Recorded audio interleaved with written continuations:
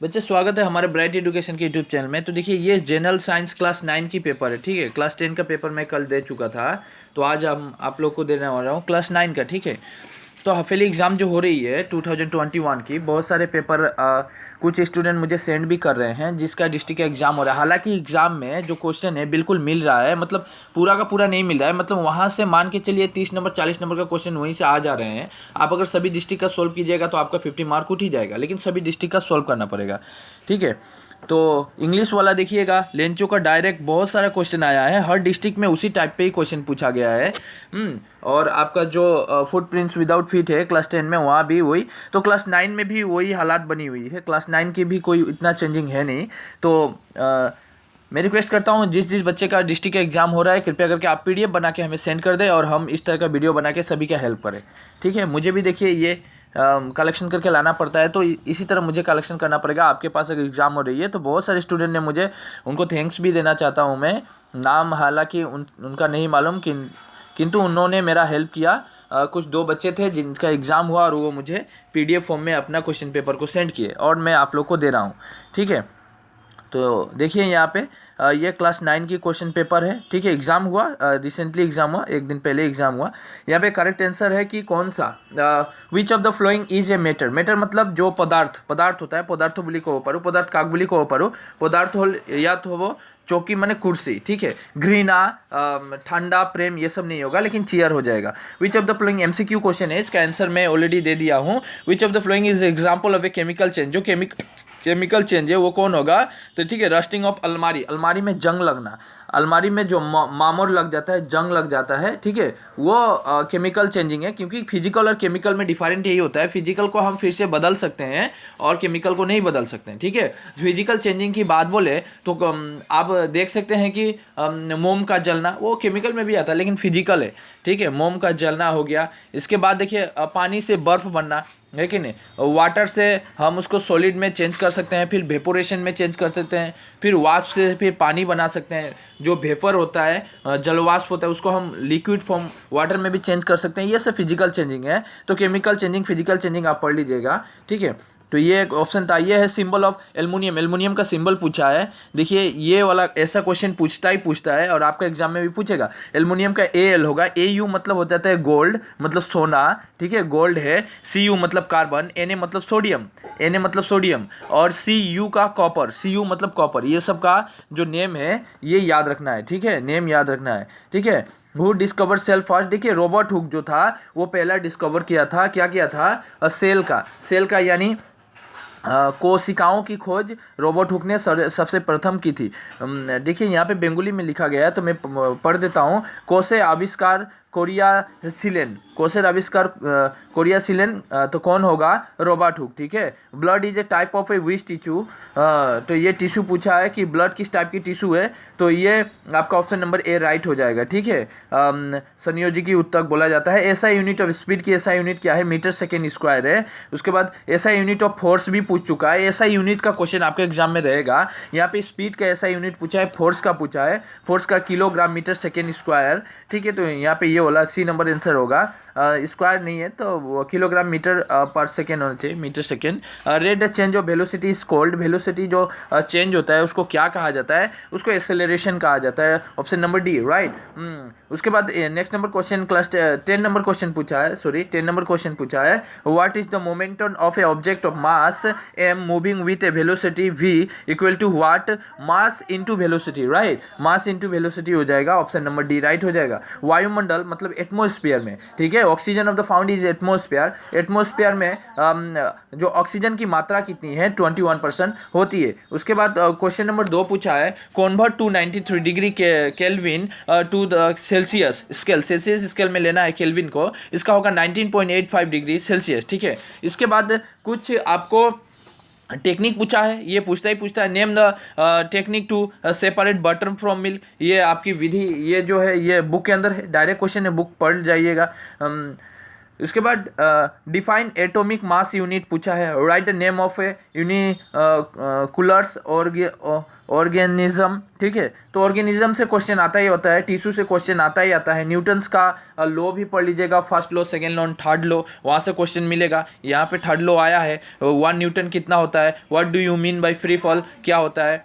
तो ये सब पढ़ लीजिएगा, ठीक है। बायोस्फीयर पढ़िएगा, ठीक है। मैं क्वेश्चन को दिखा दे रहा हूँ, ये आपको पढ़ ही लेना है। यहाँ से आपका सिलेबस भी कंप्लीट हो जाएगा, क्योंकि सिलेबस भी मालूम चल जाएगा जो हाफिली एग्जाम की सिलेबस क्या बन रही है, किन किन चैप्टर से ज़्यादा पूछा जा रहा है। देखिए सबसे ज़्यादा पूछा तो गया है सेल से, आपको सेल का चैप्टर पूरा ही पढ़ जाना है, पूरा रट जाना है, ठीक है, पूरा रट जाना है। व्हाट इज टेंडेल इफेक्ट क्या है, गिव द एग्जांपल। टेंडेल इफेक्ट का बहुत सारा क्वेश्चन तो बहुत अच्छा है, देना चाहिए था और बहुत बार एग्जाम में आया है। ये इसका आपका फॉर्मूला लिखना है सोडियम ऑक्साइड के एल्यूमिनियम क्लोराइड का। इसके बाद ये देखो लाइसोसोम को सुसाइड बेग क्यों कहा जाता है, why are the lysosome known as the suicide bags, ठीक है। तो ये बहुत अच्छा क्वेश्चन है, पढ़ लीजिएगा। ये भी सेल चैप्टर से, डायरेक्ट कह रहा हूँ, सेल का चैप्टर से बहुत सारा क्वेश्चन आया हुआ था, उत्तक और टिश्यू को पर, ठीक है। तो ये पढ़ लीजिएगा।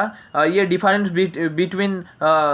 बिटवीन क्या दिया है, स्पीड एंड वेलोसिटी, ये, ठीक है। तो ये भी एक क्वेश्चन आया हुआ था। ये देखिए न्यूटन का सेकेंड लॉ का क्वेश्चन आ गया, why do you fall in the direction when the moving bus to a stop, to fall backward when the acceleration from a rest. देखिए यहाँ पे हम जब गाड़ी चलती है तो हम पीछे की तरफ चले जाते हैं, फिर जब गाड़ी रुकती है हम आगे तरफ झुकते हैं। तो ये न्यूटन्स का सेकेंड लॉ काम करता है। तो ये इसीलिए कहा मैं, न्यूटन्स का first law, second law, third law तीनों ही पढ़ लेना है, ठीक है। उसके बाद मेंडेले का एक सूत्र है, पीरियोडिक टेबल से क्वेश्चन आ जाता है। उसके बाद आपका वो एल्युमिनियम, कॉपर, ये सब से क्वेश्चन आ रहा है। टिश्यू से बहुत सारा क्वेश्चन है, ठीक है।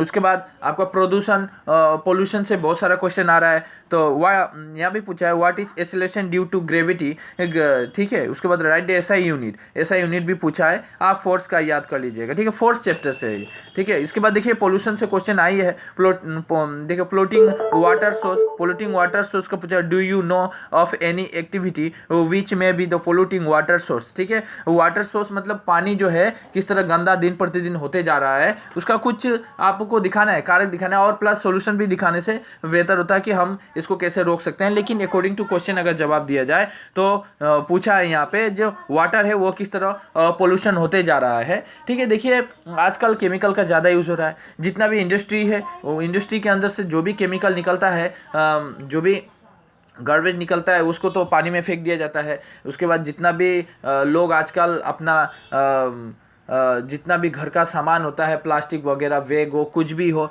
नदी में ही फेंक देते हैं। यहाँ तक का डेड बॉडी जलाकर फेंक दिया जाता है, यहाँ तक का मरे हुए जानवर जो हो जाता है, डेड एनिमल्स को भी फेंक दिया जाता है पानी में। इस तरह पानी बहुत ही प्रदूषित हो रही है, इसलिए नदी में नहाने से बचें। नदी आजकल बहुत पोल्यूशन होती जा रही है, ठीक है, बीमारियाँ बहुत बढ़ रही है, ठीक है। तो what are the characters of the particles of a matter का विशेषता ये पूछता है, ठीक है। ये भी देखिए डिफरेंस बिटवीन पूछा है, हाँ, ये पूछता ही है होमोजिनियस और एंड हेट्रोजिनियस मिक्सचर का पूछा है। मिक्सचर का चैप्टर आप कर लीजिएगा, ठीक है, मिक्सचर का चैप्टर पूरा करना है। तो ये क्वेश्चन आप देख लें, ठीक है। ये भी प्रोकैरियोटिक और यूकैरियोटिक में डिफरेंस पूछ ही दिया है। ये क्वेश्चन भी बहुत बार आया है। न्यूरॉन्स को ड्रॉ करना है, ये डायग्राम बनाना है न्यूरॉन्स का, ठीक है। तो ये देखिए क्वेश्चन सब अच्छा क्वेश्चन है। न्यूटन्स का थर्ड लॉ डायरेक्ट पूछा है, देखिए न्यूटन्स का थर्ड लॉ, न्यूटन्स का explain Newton's third law of motion with example के द्वारा। देखिए होता क्या है, न्यूटन्स का थर्ड लॉ कैसे काम करता है। जब आप एक बॉल है, ये बॉल है, एक छोटे बॉल को जब दीवार पे मारिएगा, मान के चलाइए दीवार है, वॉल है, वॉल पे मारिएगा, जितना स्पीड में, माना कि 5 के स्पीड में इधर जा रहा है, तो बेग भी बॉल फिर से वापस आपके पास 5 के स्पीड में ही आएगा। Every action is opposite reaction, the Newton's third law of motion, ठीक है। तो बहुत अच्छी काम करती है। Right the factor the affected of evaporation, factors that effect in evaporation मतलब वाष्पीकरण को प्रभावित करने वाले कारकों को लिखिए। वाष्पीभवन काकबुली को पारू, ये क्वेश्चन तो बहुत बार पूछा है और ये आपको पढ़ लेना है। How is the cell to form, देखिए हमारे अंदर सेल कैसे, देखिए सेल होना चाहिए था, सेल नहीं सोयल, ठीक है। यहाँ पे बाय मिस्टेक है प्रिंटिंग, यहाँ पे सोयल होना चाहिए था, SOIL मतलब मिट्टी का निर्माण कैसे होता है, ठीक है। तो ये क्वेश्चन यहाँ पे प्रिंटिंग मिस्टेक है और यहाँ पे पूछा भी है मिट्टी का क्वेश्चन, तो आपको पढ़ लेना है। ऐसा यूनिट तो भर के दे दिया है, देखिए ना यहाँ भी ऐसा यूनिट पूछा ग्रेविटेशन का, इसलिए ऐसा यूनिट को अच्छी तरह कर जाइए। यहाँ पे और दिया है, आपको एक ही लिखना था, लेकिन आप सब करके जाइए, ठीक है। तो और एक क्वेश्चन यहाँ पे दिखा रहा हूँ, डाल्टन का सिद्धांत भी पूछा है डायरेक्ट, और आयन क्या है भी पूछ चुका है। अच्छी क्वेश्चन पूछा है, क्वेश्चन बढ़िया था। मैंने देखा क्वेश्चन की जो पैटर्न थी बहुत अच्छी लगी मुझे। बुक से भी कुछ क्वेश्चन दिया है, डायरेक्ट उठा के भी दिया है, और आप पढ़े हैं कि नहीं वो भी जांच कर चुका है एग्जामिनर कि आप कितना पढ़े हैं, आपको क्या मालूम है क्या नहीं मालूम है, इसी में पता चल जाता है आप पढ़े हैं कि नहीं ना। इतना दिन आप टीचर को ऐसे बुर्बक बना रहे थे, बहुत सारे स्टूडेंट ने हाँ सर पढ़ लिए, सिलेबस तो कंप्लीट हो चुका है मेरा, ये कर लिया वो कर लिया, बातें तो बड़ी बड़ी करते हैं, पढ़ाई तो घर में नहीं करते हैं। तो ये आपका एग्ज़ाम में ही समझ में आ जाता है कौन बच्चा पढ़ता है कौन नहीं पढ़ता है और किसके पास कितना टैलेंट है। ठीक है, तो देखिए एटमॉस्फेयर के बारे में पूछ ही चुका है। ठीक है, एटमॉस्फेयर मतलब वो वायुमंडल वाला चैप्टर जो है एटमॉस्फेयर का, लेयर सब के बारे में, एटमॉस्फेयर, स्ट्रेटोस्फेयर, थर्मोस्फेयर के बारे में पूरा पढ़ लेना है। ठीक है, उसके बाद हमारे जो इन्वायरमेंट में कार्बन कितना है, ऑक्सीजन कितना है, ये सब के बारे में पढ़ना है। ठीक है, पोल्यूशन के बारे में पढ़ लेना है। ठीक है, उसके बाद रिसोर्स के बारे में पढ़ लेना है। बहुत अच्छा चैप्टर है, आप पढ़िएगा, इंटरेस्ट भी लगता है। हाँ, तो ये पढ़ लीजिए, तो ये सब पढ़ लीजिए। सो आशा करता हूँ आपको समझ में आया होगा। और कोई भी देखिए ग्रुप के अंदर ये पीडीएफ डाल देता हूँ, ग्रुप के अंदर डाल देता हूँ मैं। ठीक है, तो ऑलरेडी ग्रुप में जो बच्चे हैं उनको तो मिल ही जाएगा, उनकी कोई ये नहीं है, चिंता है नहीं। और कहना चाहता हूँ कि आप अपने दोस्तों को भी शेयर करें। देखिए बहुत सारे स्टूडेंट हैं, देखिए आपको कोई फीस नहीं ली जा रही है, फ्री ऑफ कॉस्ट सब कुछ पढ़ाया जा रहा है। चैनल को सब्सक्राइब करके बेल आइकन दबा लीजिएगा ताकि आपको इस तरह का अपॉर्चुनिटी मिस ना करना पड़े। ठीक है, तो ये अपॉर्चुनिटी पाने के लिए आप सब्सक्राइब करके रखिएगा चैनल को, और बेल आइकन भी दबाइएगा ताकि नोटिफिकेशन डायरेक्ट मिले। मेरे पास जो भी आता है एग्जाम रिलेवेंट ही मैं देता हूँ। ठीक है, इंपॉर्टेंट क्वेश्चन दूंगा एग्जाम में आएगा डायरेक्ट, ऐसे राइटिंग दूंगा एग्जाम में आएगा। हालांकि हिंदी ग्रामर में मैंने 10 ऐसे राइटिंग दिखा चुका हूँ, इस 10 से बाहर कभी नहीं आएगा। फाइनल का एग्जाम हुआ था 2021 का, मैं क्लास 10 की बात कर रहा हूँ, वहाँ भी वहीं से ऐसे राइटिंग आया। ठीक है, तो इसीलिए कहता हूँ अभी मैं ग्रामर शुरू करने वाला हूँ। ग्रामर की पूरा एक पार्ट से शुरू करेंगे हम, जीरो लेवल से हाई लेवल तक जाएंगे, जीरो से एडवांस तक जाएंगे, जीरो से हीरो बना दूंगा, चिंता है नहीं आप लोगों को। तो आप बस बने रहे हमारे चैनल में। ठीक है, मेरे भी टाइम कम के वजह से मैं नोट्स वगैरह नहीं बना पाता हूँ, लेकिन अभी कुछ समय है हाथ में तो मैं बनाऊंगा। सो आशा करता हूँ आप लोग चैनल को सब्सक्राइब करके लाइक जरूर कीजिएगा। कोई फीस नहीं ली जा रही है, फीस के तौर पे, गुरु दक्षिणा के तौर पे आप सोचिएगा एक लाइक कर देना है, बस काफ़ी है मेरे लिए। ठीक है, सो बाय बाय, टेक केयर।